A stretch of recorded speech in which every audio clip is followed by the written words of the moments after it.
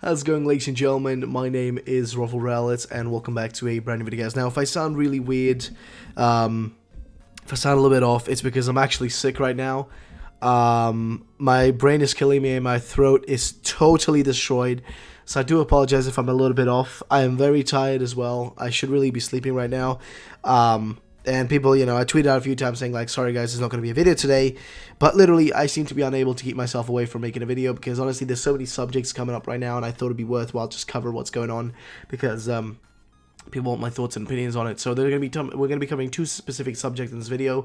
One of the subjects is in regards to, well, the issue that we have, the big issue. Actually, no, both are about the same subject, but one is an actual response here from Masuda, a larger response, seemingly from his Famitsu interview. I think that's what's happening here, but it's being tweeted by Pokedex right now. We're getting translations and stuff, so Pokedex is tweeting all that out. But from one perspective, we have that, and then from the other perspective, we have, like, kind of like something more about Pokemon Home and how that's going to work, and like what the deal is with that. So I thought we'd read through what's being said right here. It's all being like live tweeted right now by your boy over here at Pokeexpertos. Give him a follow, by the way.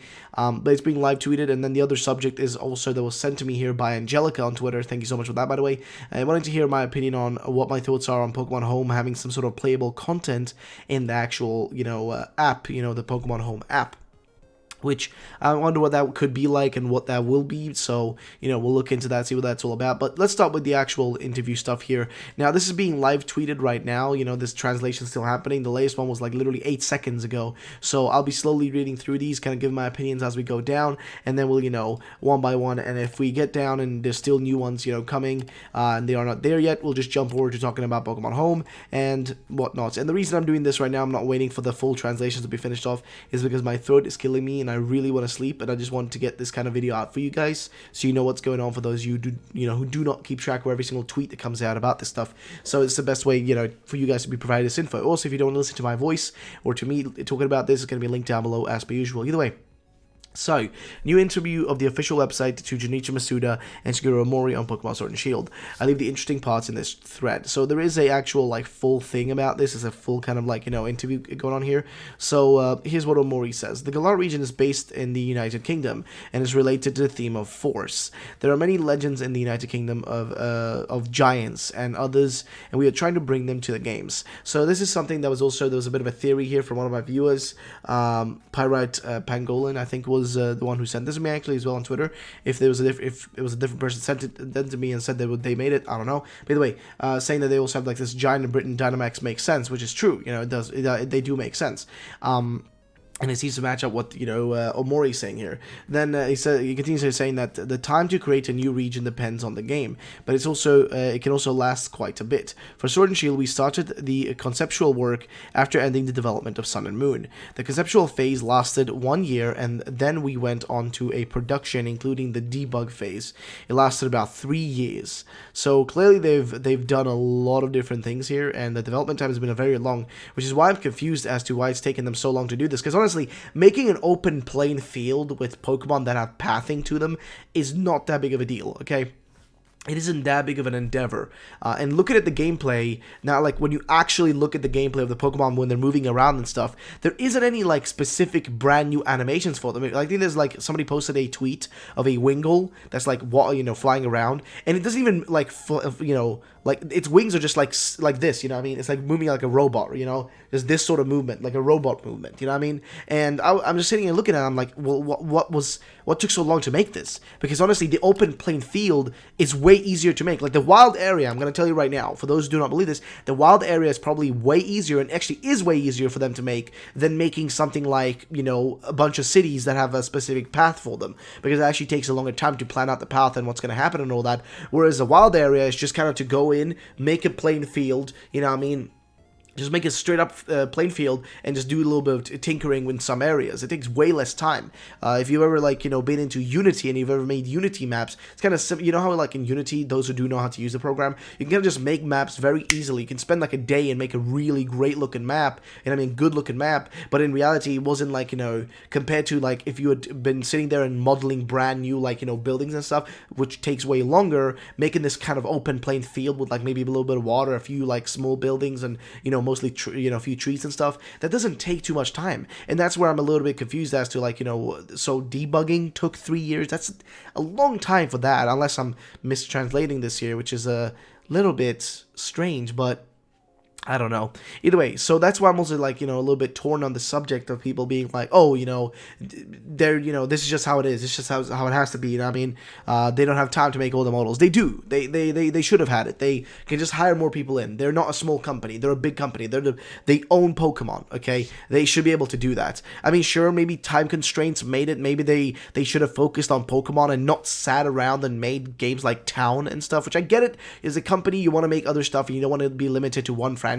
That's understandable, but don't let it come at the cost of your other franchise, your main franchise, the franchise that made your company what it is today. Game Freak wouldn't be where it is today, and have the fan base and the money and everything if it wasn't for Pokemon. Pokemon is the reason for that, not the other games like Giga Wrecker and stuff you make, or Town, which you seemingly spent more effort on recently, considering that they literally said in an interview, by the way, Game Freak has said this, but they put their A team, their A production team, number one team, the good team, right, to work on new IPs, aka brand new franchises, new games, right, instead of working on the Pokemon brand new games, right? That's the B team. The B team works on Pokemon games. I don't understand how that makes any sense. Why would you put the good team? And I remember I gave the excuse that like this could be good, and this was before we knew about the Pokedex, and I was super happy with Sword and Shield. But like I remember saying like oh, this could be good, so maybe they can learn new things. The A team could learn new things and then teach those things. When they intermingle with the B team, they could intermingle and give them like brand new things they can use for Pokemon. But seemingly that isn't what's going on here. In reality, what's happening is they're seemingly putting their efforts into other stuff and just kind of leaving Pokemon in this kind of like yearly recyclable loop now, where they can just make new Pokemon games with missing Pokemon and just still make that dollar bills on TCG cards that are brand new for the generation, the brand new game itself as well, inclusion of those brand new Pokemon eventually in Pokemon Go, and that can make them a lot of money. Basically, they're just making brand new generations and brand new games now every single year. It just quickly so they can make a quick dollar bill, because that seems that's just what it feels like to me. If this is what they're going with. I remember warning people last year. I remember people called me crazy and calling me like stupid for thinking that they would do this, and they actually did what I predicted. I predicted that they were going to do something like this, and people called me dumb. I remember I complained with Let's Go only having 151 Pokemon, and I'm not counting the Alolan forms, just put those on the side. But like that those games did not like have all the Pokemon in them. They only had a minuscule, like minimalistic Gen 1 amount of them, you know what I mean? And that was all we had, and that pissed me off. I was like, this is not good enough. If this game at least like got an update with all the other Pokemon, or added more Pokemon, or at least had like half the Pokemon in Let's Go, I would have been happy with that game, because I get it, it's a remake and all that. But we've had remakes in the past, like Oras and whatnot in the past, that have had pretty much all the Pokemon, you know what I mean? Like, look at all the other previous games, like, Heart Gold Soul Silver, which was a remake, had that. Then we got Let's Go, and it didn't, and that pissed me off. And I said, like, I'm worried that this could be a precursor for what's to come. And people called me crazy. People said, like, oh, no, that's never going to happen. They're never going to do that. You're overreacting, you know what I mean? But guess what? It actually came true. Now officially we know from now on, this is their new policy. People accepted it last year. People didn't complain enough last year. People were accepting of it. I complained about it, but that wasn't enough. I was a singular person versus everybody else was just kind of complacent with it. Now we're getting the full front of this problem. Now we're getting that whole problem right in our faces, at a grander scale. Now everybody's reacting because now they realize, oh shit, it's actually happening fully now. Like, we're actually losing the ability to have a bunch of these Pokemon. Our old Pokemon, we're not going to have them available anymore. We're screwed. We're totally screwed. I mean, Let's Go, to most people, was like a throwaway game. But it wasn't that for Game Freak. To Game Freak, Let's Go was important because it was a testing ground. It was a testing ground for features, as well as to test the audience for how they would feel about the lack of all the Pokemon. And people were very accepting of it, very easily, and let it pass. Which now means that officially from now on, this is the path they're going. This is the policy they've adopted, where they won't give us everything anymore. So that's just how it is. But, it is what it is. What can you say about it? So I'm going to refresh this because there are new tweets. So I can just make sure I don't, miss anything here. Oh, I apologize. Like, my body is, like, just in a weird, phase at the moment. So they continue on saying here that one thing that makes Pokemon different from others is that we do not design Pokemon to be characters by themselves. Instead, they're supposed to be a living creature, credible in their own environments. It's something different from the initial Pokemon, which we try to give personality to. Masuda says here then, giving the initial Pokemon a personality makes it easier to choose. Transitioning people, Tristona people can choose Sobble Labs. Mori, Wooloo was one more Pokemon of the group. I always thought it was cute, but I was surprised that it became so popular with the fans. Well, yeah, it's popular, but it can't replace the fact that there are hundreds of other Pokemon out there that basically people still love. And there was actually a really, really nice tweet that really warmed my heart that I saw, like a tweet from, not a tweet, but like a Tumblr post actually, which is really weird because I don't ever like intermingle with Tumblr or any of that. But it was like some guy saying like, you know, it's kind of Pokemon's kind of amazing because sure there are tons of Pokemon and you know most Pokemon are throwaway. You know, I mean people like you know always say like, oh, this Pokemon's forgettable, that Pokemon's forgettable. But when you think about it, there are so many people in the world that love Pokemon, and there are so many Pokemon, but there's always at least one person in the world. Like there's one guy out there somewhere. There's always that one person who loves one of those Pokemon that you maybe don't love, but there is someone who loves each one of those, that individually loves each one of those. There might be a Pokemon that you never think of, but somebody else might have all the plushies for it and just loves it to, you know, to the ends of the world. You know what I mean? And that's what made Pokemon great. It was that, you know, there's so many Pokemon, you know, there's always somebody out there who loves one of those Pokemon, you know what I mean? And that's what makes this so amazing. Like, I know there are a few people who like Breloom a lot. That's one of my favorite Pokemon. I think, for me, it's like, Breloom is one of my favorite of all time. I love it. As well as Lugia, but that's slightly more popular. But, like, you know, there's less people out there who care for Shroomish and Breloom, you know what I mean, versus, you know, something like Pikachu or, you know, Charizard. But at the end of the day, there is someone out there for each one of these 809, you know, Pokemon that we have so far, not counting the brand new ones. There is someone out there who does like all of them. And that's what makes me so sad now, that basically those people who do love those Pokemon won't be able to experience them at all. If they've had them in their previous, you know, playthroughs, they won't be able to bring them over and, you know, actually enjoy a journey with them again. And, you know, you might make the argument, but this is meant to be a new journey. Sure, but the thing is, now we're going to become Ash. We're going to become Ash, because Ash, essentially, every time Ash ends his journey in a region, he leaves all his Pokemon that were his friends, quote-unquote, behind. You know what I mean? The only thing that keeps being with him is Pikachu, and who cares about Pikachu? I want to see, like, you know, where's Greninja? Where is his, you know, other Pokemon? Where is his, like, I think, was it, like, what was it again? Boy, he's had a lot of Pokemon.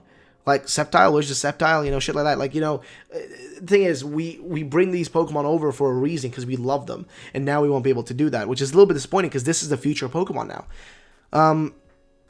Let's see. So they continue on to say, you know, he's saying that one thing about Pokemon in general is that they start out as savages, okay, something like enemies, but you capture them and make friends with them. That's why we want to make sure that Pokemon never seem too evil. They're not just evil. They can also be your friends. Masuda continues on saying here that we see that Sword and Shield are games for both TV and laptops. For example, the Pokemon Dynamax impresses much more on the TV, so playing Incursion Dynamax is, or I guess Raid Dynamax, is something to try. But at the same time, you can also take it wherever you want. It depends on the player, etc., etc. With Dynamax, we try to give it turn to the mechanics of Power Up, the Mega Evolution or Z moves, and also that's something else. They're removing Mega Evolutions. I loved Mega Evolutions. Now I don't care for Z moves. I don't know many people who do care for Z moves. They're slightly less unique than Mega Evolutions, but I loved Megas. Okay, I actually love Mega Evolutions. I really, really love them. And they're fully removing them from these games and potentially, like, making them obsolete for the future. You know what I mean? Because Dynamaxing is a feature of this game. But does that mean that from now on we won't ever see these, like, you know, features they make ever return? I mean, they've already destroyed some features in the past. Like, for example, people were complaining, why is there no following Pokemon in Sword and Shield? Well, guess what? They were lazy, and also the game, the engine wouldn't have handled it well because, well, Game Freak isn't good at, like, optimizing their games. And I said this before. Like, I remember making the argument, saying to people, like, guys, like, they won't have following Pokemon because this thing wouldn't be able to handle it. And, you know, it just... Sure, like, you know, rendering in a character and all that's one thing, but rendering in another Pokemon that follows you will be impossible for them because this is Game Freak we're talking about. Game Freak isn't the most effective company when it comes to, you know, making sure that shit's, like, you know, compact. So either way, let's continue down here. to the next part, which is one of the objectives to achieve the balance in the one of the objectives to achieve the balance in the game was to make any Pokemon that could be viable in combat. Virtually all Pokemon can use Dynamaxing in the game, even Pokemon that have not been able to stand out until now. So that confirms Dynamaxing for all Pokemon. Even if you don't have anyone else to play to Dynamax raids with, you don't have to do it alone.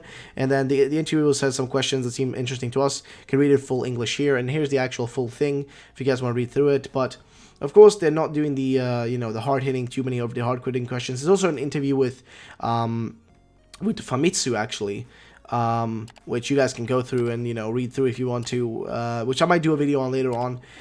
But I gotta say, man, like, the lack of Pokemon is really disappointing. You know what I mean? Like, it just really is, you know what I mean? Like, just really just sad.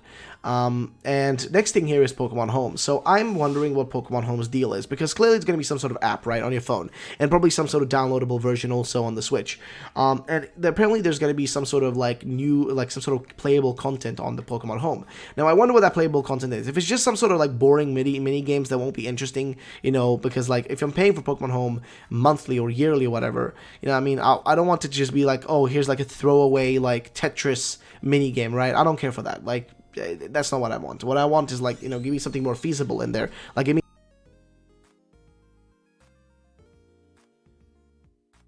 I want it to be something more... Sorry about that. Somebody just literally walked in the middle of me recording. But I want it to be something more feasible, you know what I mean? Something more, like, that actually makes sense, right? Like I said, when I was asked by Angelica, who tweeted this at me, I answered with, I hope it's something like Pokemon Showdown. I would have like a Pokemon Showdown style feature in there. But here's what I say though, basically, which is Pokemon Home will have some sort of playable content. And if in a feature we shared earlier today, we learned that the Pokemon not playable in Pokemon Sword and Shield will still have an active role in Pokemon Home. Those details came from a Game Freak interview in this week's issue of Famitsu, and now we have a tiny bit more to share. According to Game Freak, Pokemon Home will include some playable features, but specifics weren't shared. Game Freak envisions Pokemon Home as a place for players to hang out and wait for the next adventure. That is just, that shouldn't be the way it is. And also, why am I getting so many Nelly.com, like, dude, this makes no sense. But like, my point is, none of this, like, I feel like if all they give us is like just, oh, you can walk around with your Pokemon, you know what I mean? Like, think about this, like, they're working on Pokemon Sleep, which I don't know what the point is of that. They have Pokemon Home, and if all in Pokemon Home, all these features of gameplay are basically like, oh, here you go, you can pet your Pokemon. Like, that's not what I want. I want to be taking that Pokemon with me into the game if I want to play competitively, or I want to go on a journey with it, or whatever it may be. I want to be able to use those Pokemon. This is going to be very limiting for me as a content creator, because I'm going to be limited in what Pokemon I can use for specific video challenges I want to do and stuff like that. I'll be limited to the Pokemon I use. It's going to be really just kind of sad, if I'm going to be honest. You know what I mean? And people made the arguments. I'm going to just literally shut this down right now. If you try to make the argument, oh, this or that Pokemon game didn't have this or that, all the Pokemon or whatever, hear me out. Sun and Moon had every single Pokemon. They didn't have every single Pokemon in the world to catch, but they have every single Pokemon that files. Sword and Shield does not have that. That is why you won't be able to send all the Pokemon through Pokemon Home to the game, because they don't exist in the game. Whereas in Alola, they did exist in Sun and Moon. They existed in the files, which meant you could send them over. And that's the same thing for every game prior to that. Like, you could literally, as long as you just had a trading method, you were Gucci. You had the ability to do it, and every Pokemon was available. Black and White, right? Also had every single Pokemon in it. Sure, they weren't there in your first playthrough. It was only the brand new Pokemon. But once you got the national dex, guess what? Everything was there. You know what I mean? Like, even remove the aspect of, like, I want to catch them all in the world. That is not the main point here. That's not the important issue. Like, look at it more from the perspective of, just look at it more in this way, okay? Look at it in more of a, like, how do I put this in a proper manner?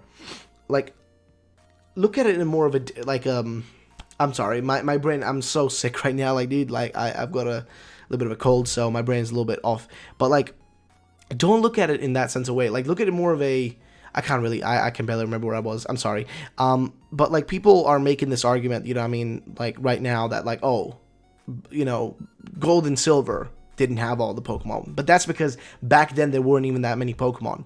They were like, whatever. Oh, Ruby Sapphire didn't have them.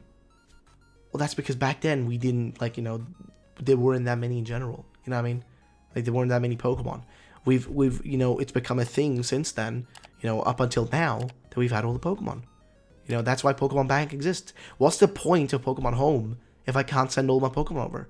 What's the point? I mean, sure, it shouldn't be that big of a deal, but this is a precursor for the future. Because from now on, this is their policy. This is their policy for the next, like, whoever knows, maybe next decade, is that this is going to be their mentality. They're not going to give us all the Pokemon ever again. We're going to have to get segmented, you know, sections of Pokemon. And guess what? Maybe your Pokemon won't be there. Maybe your favorite Pokemon will not be there for maybe, who knows, you might think like, oh, you know, whatever, you know, oh, maybe I won't get my favorite Pokemon this generation, but next gen I'll get it. Guess what? What if your Pokemon specifically ends up being the one that doesn't get included next year either? What if that ends up happening? How would you feel then? Because guess what? That's a possibility. And also, I think the excuse of saying, like, it's for balance is a bit of a double-edged sword. Like, it's a bit of a misdirect in one way, but also kind of, like, I get it in one way, like, sure, the meta has been the same for several years now. It's been the same meta. Sure, you can make the argument, like, somewhat, but also, I feel like it's a little bit of an excuse for not having every single Pokemon available. But I don't know, ladies and gentlemen. Either way, though, I do hope that if they do, like, some sort of Pokemon Home, like, gameplay features, please let it be something like Pokemon Showdown, because then, like, you can kind of, like, supplement that area of things. Just make it something like that, man. Like, I've wanted for ages now for us to get, like, a Pokemon Stadium, definitive Pokemon Stadium new game with all the Pokemon in it just for battling, okay? Because I feel like if they do that, if we have a game that's definitive for battling with every single Pokemon in it, then we don't need to worry about all the Pokemon being in the story-based games, because then the point of those will be more about the story and, you know, all that and whatever. But even that, then it would be an issue, because if you want to have a specific Pokemon with you on the journey, that would still be a problem. But I guess that would solve at least the competitive aspect, which they're making an argument for here, which I don't know. Honestly, guys, I don't know what to say. If you guys want to, you know, let me know in the comment section down below, feel free to do so. Guys, also a quick plug for my secondary channel, Ruffled News. I'm going to be changing the name of it very soon. It's going to be linked down below. Subscribe to it, guys, if you want to see some upcoming videos. I'm going to be doing some Mario Maker gameplay videos, so if you guys enjoy Mario Maker or, you know, just Nintendo games in general, I will be starting with the Mario Maker videos, Super Mario Maker gameplays, and then after a while, if there's enough interest, I will start doing some other, you know, Nintendo games as well, maybe Fire Emblem Three Houses, etc., you know what I mean, Astral Chain, the new game that's coming from Platinum Games, as well as, like, Luigi's Mansion 3, so, but I'll be starting with Mario Maker, though. That's going to be the main content on the channel, so if you guys want to watch that, feel free to subscribe to the channel. It's up to you. It's going to be more fun of a channel, kind of like gameplays and stuff, and after a while, if, you know, there's enough people, you know, interest there, I will start uploading other gameplay as well of other games that you guys request. But yeah, thank you so much for watching the video, guys. Let me know in the comment section down below your thoughts and opinions, and I'll see you on the next one. Have a great day, and bye-bye.